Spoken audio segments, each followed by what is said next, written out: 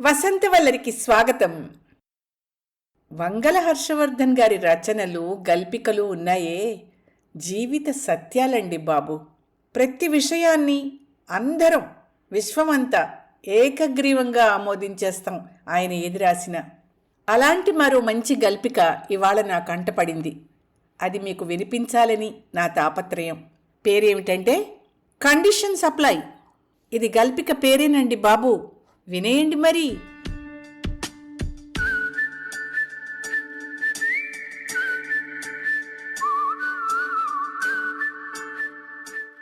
మనం పుట్టింది మొదలు పోయే వరకు ఏకైక మంత్రం కండిషన్స్ అప్లై.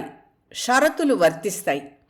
ఇల్లు, ఆఫీసు, బడి, గుడి, ఎక్కడైనా ఏమి కొన్నా ఏమి తిన్నా ఇదే గోల.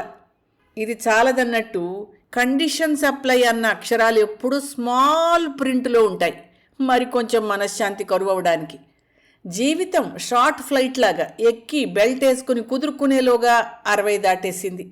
ఇదిగో ఇప్పుడు జీవితంలో మొట్టమొదటిసారిగా ఏ కండిషన్సు, షరతులు లేని ప్రేమని నా మనవరాలు రేయా చవి చూపించింది అనడం కరెక్ట్ కాదేమో.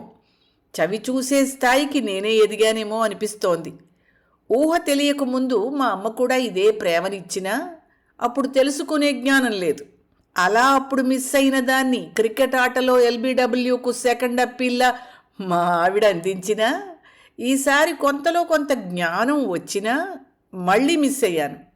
ఎందుకంటారా? ఈసారి జ్ఞానం లేక కాదు, తీరిక శ్రద్ధ లేక.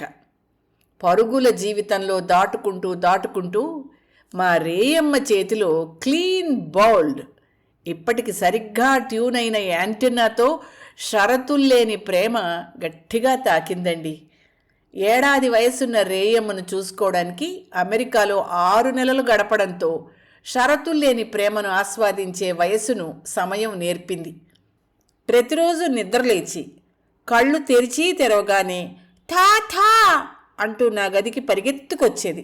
ఒకరోజు రేయ మారం ఎక్కువ అవడంతో విసుగుతో తనని వదిలి వేరే గదిలోకి వచ్చేశాను. నా అసహనము, విసుగు ఏమీ ఎరుగని రేయమ్మ 10 నిమిషాలకే మళ్ళా పరుగునొచ్చి ఠా ఠా అని నా మెడను చుట్టేసింది.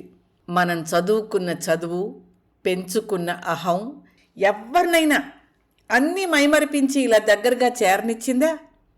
పసివాళ్లలా అవన్నీ మనం వదులుకోలేం కనుకనే మన జీవితాలు నిస్సారమై ప్రేమరాహిత్యానికి లోనవుతున్నాయి. రేయమ్మతో ఉన్నప్పుడే ఈ ప్రపంచంలో అత్యంత మధురమైన ధ్వని పసిపిల్లల నవ్వే అన్న నిత్య సత్యంతో పాటు the simplest Joy one which even the youngest child can operate is called a grand parent అని కూడా తెలుసుకున్నాను. ఆలస్యంగా అయినా ఈ అనుభవం కొత్త పాఠాన్ని నేర్పింది.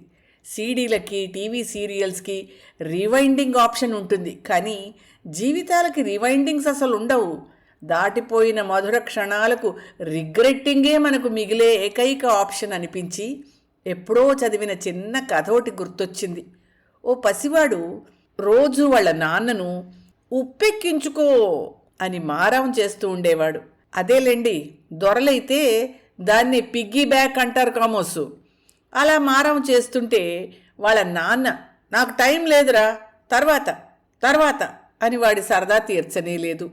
ఆగని కాలం దొర్లి కొడుక్కి 20, తండ్రికి 50 దాటిపోయాయి. పాపం ఆ తండ్రి నాలాగే 60కి బుద్ధొచ్చిన బ్యాచేమో. పిల్లవాడి చిన్నతనపు కోరిక గుర్తు చేసుకుని వాడి సరదా అప్పుడు తీర్చలేదు, ఇప్పుడు తీర్చాలనున్నా తీర్చలేను అని చింతించాడట. ఆ తండ్రికి పశ్చాత్తాపం మిగిలింది, కానీ ఆనందం దక్కలేదు. మన జీవనయానంలో ఎన్నో అందమైన మైలురాళ్లుంటాయి. ఇటీవల కేంద్ర ప్రభుత్వంలో ఆరోగ్య శాఖ కార్యదర్శిగా పదవీ విరమణ చేసిన శ్రీమతి ప్రీతి సూడాన్ గారు ఐఏఎస్ అమ్మమ్మ అవగానే జీవితంలో అన్ని దశలు ఆనందించి ఆస్వాదించదగినవే అని గతంలో నాతో అన్న మాటలు రేయమ్మతో గడిపిన క్షణాల్లో పదే గుర్తొచ్చేవి. ఇదంతా మీతో ముచ్చటించడం స్వానుభవంతో. ఎటొచ్చి అనుభవాలన్నీ బట్టతలవాడికి దొరికిన దువ్వెనలేను, మనకు అక్కరకు రావు. ఒకప్పుడు అనే మంచి కవితలో చంద్ర కన్నెగంటి గారు ఏం రాశారో తెలుసా? మేము పిల్లలమే ఒకప్పుడు, మాకు సమయం తెలియని కాలం ఉండేది, లోకం తెలియని నవ్వులు ఉండేవి, తడిసిన చెంపలు తుడిచే చేతులుండేవి అని. అన్నందుకైనా తడి చెంపలు తుడిచే చేతుల్ని కట్టేసుకోకండి. నా వెనక వస్తున్న వాళ్ళందరికీ కళింగపట్నం రేవులో 3వ ప్రమాద హెచ్చరికే. మేరా నామ్ జోకర్లో రాజ్ కపూర్ గారి ఏ భాయ్ జర దేఖే చలో ఆగే భీ నహీ పీచే భీ నహీ అన్న పాట, ప్రఖ్యాత తత్వవేత్త జిడ్డు కృష్ణమూర్తి గారు చెప్పినట్టు జీవన వేగంలో దృశ్యాలు మసకబారిపోతాయి, నిదానించి నడిస్తే దృశ్యాల స్పష్టత వస్తుంది. అందుకే నిదానించి దేవుడు మన ఆట ముగించేలోపే అన్ని ఆటలు ఆడేద్దాం.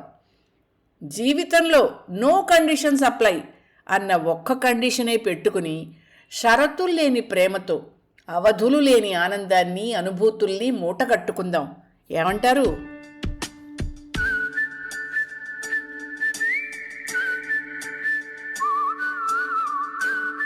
వసంత వల్లరిలో శ్రీ వంగల హర్షవర్ధన్ గారి బ్లాగ్ హర్షవనం నుంచి కండిషన్స్ అప్లై మ్యూజింగ్స్ విన్నారు.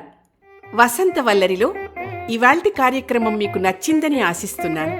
అందుకే లైక్ చేసి మీ మిత్రులకు, బంధువులకు లింక్ను షేర్ చేసి మీ అమూల్యమైన అభిప్రాయాన్ని నాకు కామెంట్ బాక్స్లో తెలియచేయమని, వసంత వల్లరికి సబ్స్క్రైబ్ చేయమని విన్నవించుకుంటూ మీ వసంతలక్ష్మి అయ్యగారికి సెలవు. మరి థ్యాంక్ యూ. వసంత వల్లరి మిత్రులు, శ్రేయోభిలాషులు, వీక్షకులు, శ్రోతలు అందరికీ ఒక విజ్ఞప్తి.